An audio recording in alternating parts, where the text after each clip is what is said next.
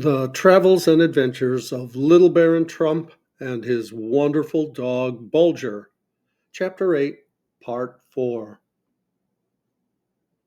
It was quite dark when So re entered the room. Bulger and I, during his absence, had slept most soundly. No wonder, for we were both tired to the bone. Orders were now given to illuminate the halls and apartments.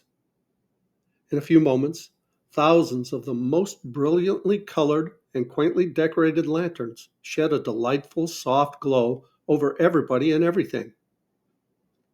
Again, we took our places around the superbly decorated table which held the paraphernalia for brewing tea, and the exquisitely painted cups and saucers of eggshell thinness and the tea drinking and cake eating were resumed.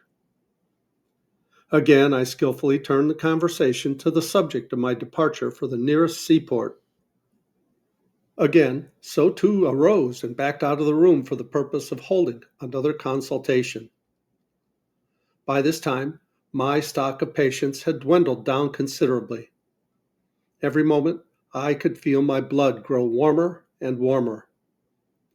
After a delay of half an hour or so, a retainer entered to inform me that So had fallen asleep in the council room, and that no one save a mandarin with an opaque blue, transparent blue, flowered red, or plain red button could presume to awaken him, and that there was no mandarin of so exalted dignity within 50 miles of that spot. At these words, my blood fairly boiled over. I sprang to my feet and began to pace the floor like a caged animal. Coming to a halt in front of a tall lacquer cabinet loaded down with costly porcelain cups and vases, I raised my foot and, kicking out vigorously, toppled the thing over on the floor. The crash was terrible. I was really startled, for I was afraid I had knocked half the house down. But I had the satisfaction of seeing the mandarin come rushing into the room, followed by assistants, sub-assistants, gong beaters, sword bearers, laiads, slavers, ear ticklers, tongue scrapers, nail polishers, and skin rubbers, besides many others of his retainers, whose offices and callings were unknown to me. "You have deliberated. Now decide," I exclaimed in a tone of voice that for depth and volume would have done credit to the hero of a blood-curdling drama. At the same moment, I placed the sole of my foot against another cabinet, quite as lofty as the one I had just toppled over, and quite as richly laden with curios, vases, and ivories. So was now wide awake and not at all anxious to see this second cabinet share the fate of the first. "Thy foot to its place," he called out, waving me to a seat, and placing himself between me and the threatened cabinet. "Thy foot to its place, my gracious benefactor."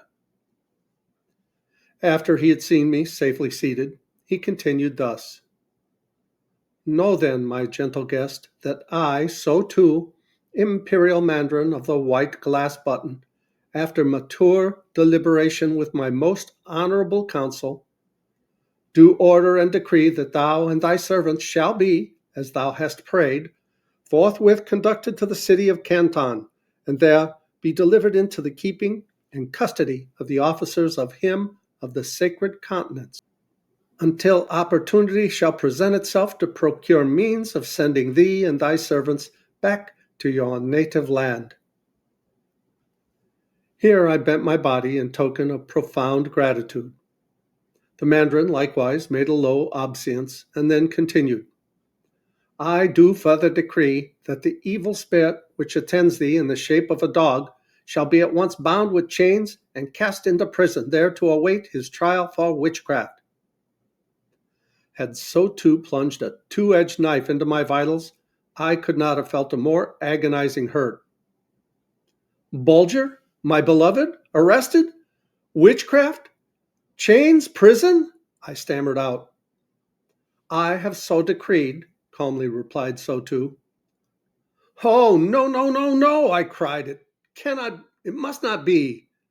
He is no evil spirit. No evil dwells in him. He is but a simple, loving, intelligent dog. I crave suspension of this terrible decree. What hath he done? O beloved Bulger, is this thy reward for saving 1,400 lives?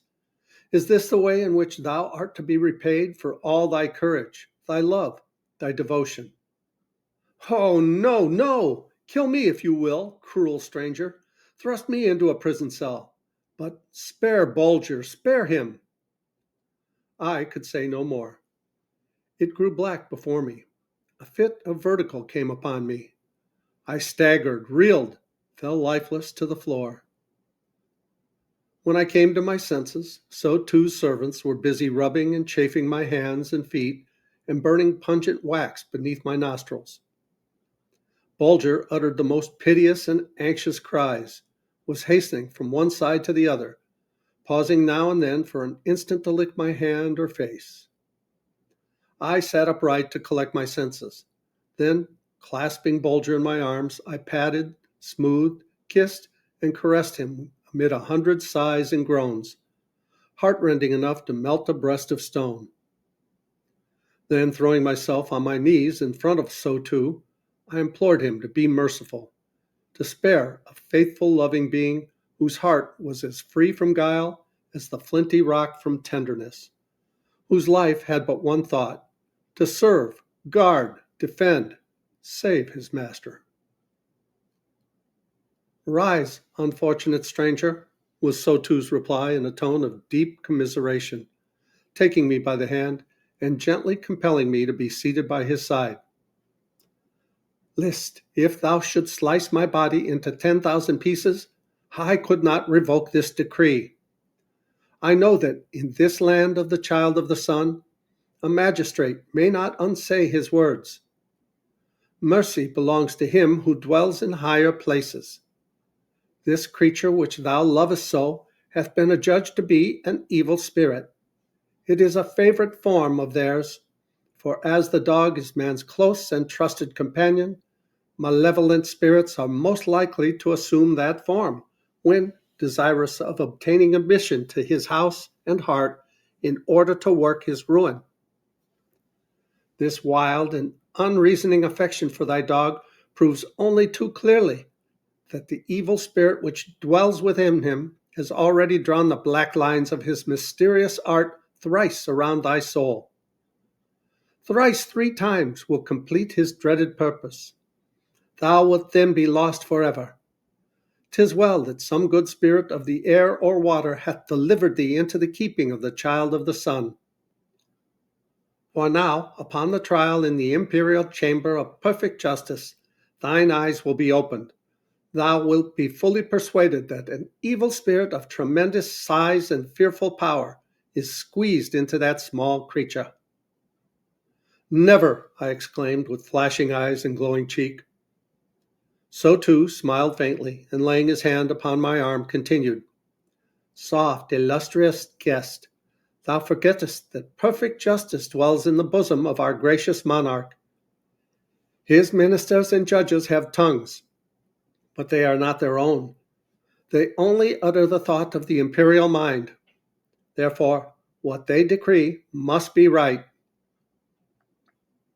And if the court, I inquired with bated breath, should decree that some evil spirit hath taken up its abode, as thou claimest, in the body of my faithful Bulger, what would be the penalty?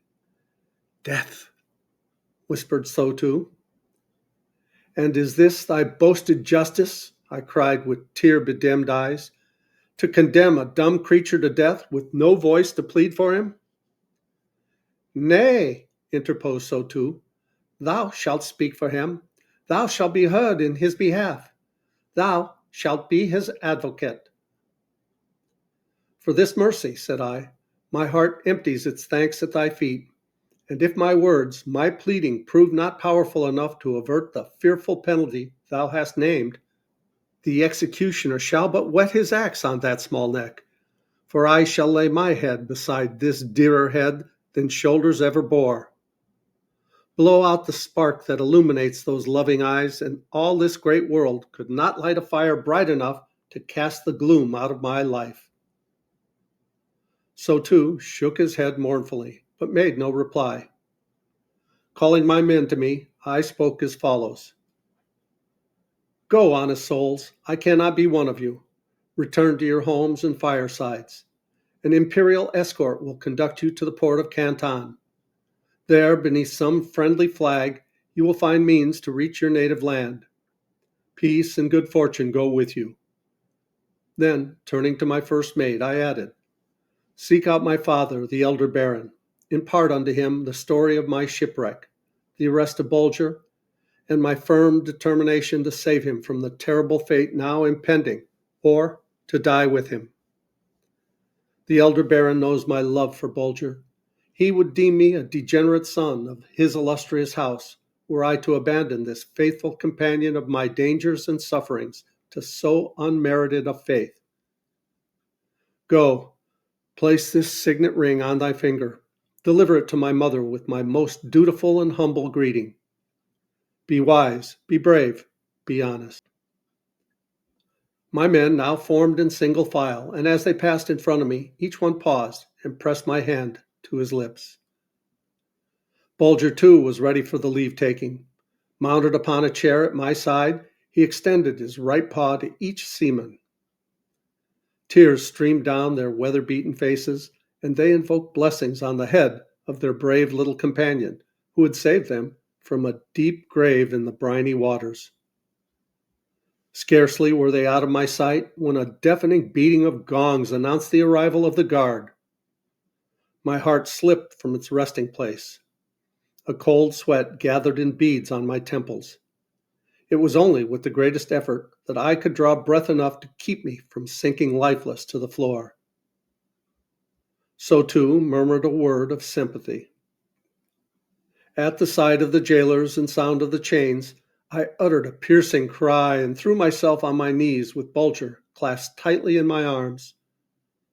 Poor innocent beast, he was utterly unable to comprehend the actions of those about him.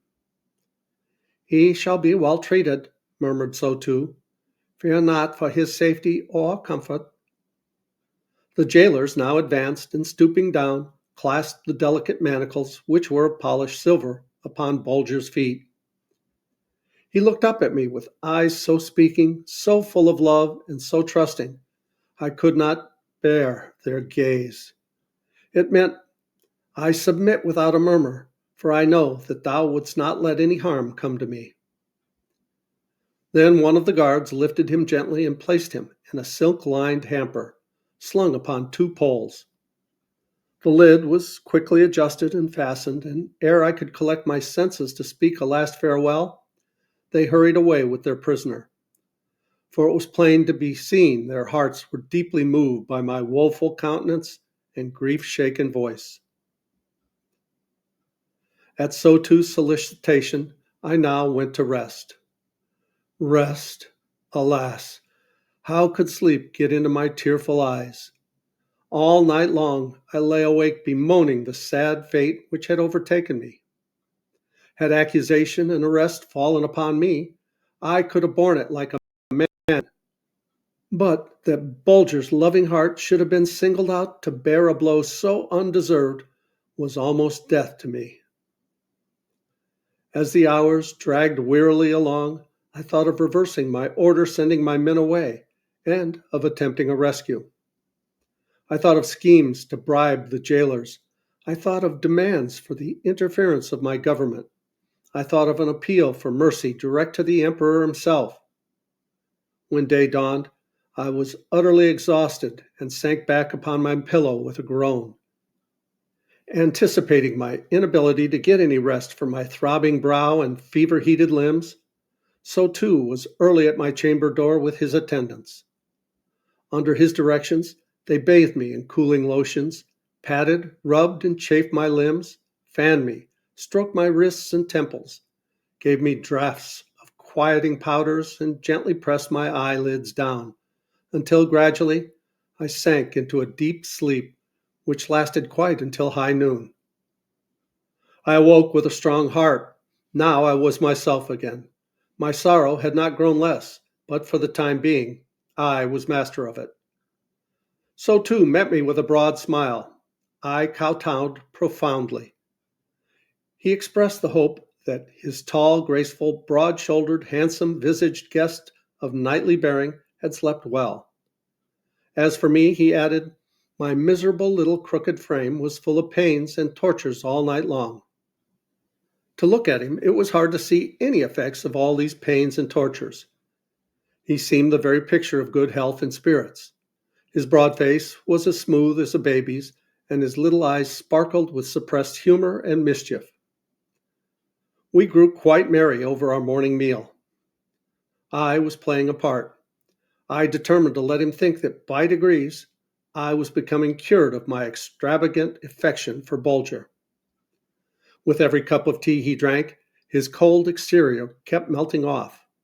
I felt that if I left him quite to himself, he would give me a clearer view of his inside nature than if I attempted to draw him out by leading questions. I called into use all my wit and imagination. I buried him beneath compliments and fine speeches. I told him some of my most diverting stories. At last, I was successful. The servants were directed to withdraw. So too now assured me in the name of all his ancestors that I was the most delightful guest that had ever sipped tea beneath his roof. He entreated me to honor him by rising and placing my tall, graceful, knightly form alongside of his miserable, puny little rack of bones. I made haste to accept the invitation, protesting, however, that I was quite overcome by the honors showered upon me. He maintained with equal pertinacity that he was utterly unfit to occupy a seat by my side. Well, we're going to pause here and we'll go on with this story in the next video. Please like, subscribe, leave a comment below. I hope you're enjoying it. I love you guys. As Tigger says, ta-ta for now.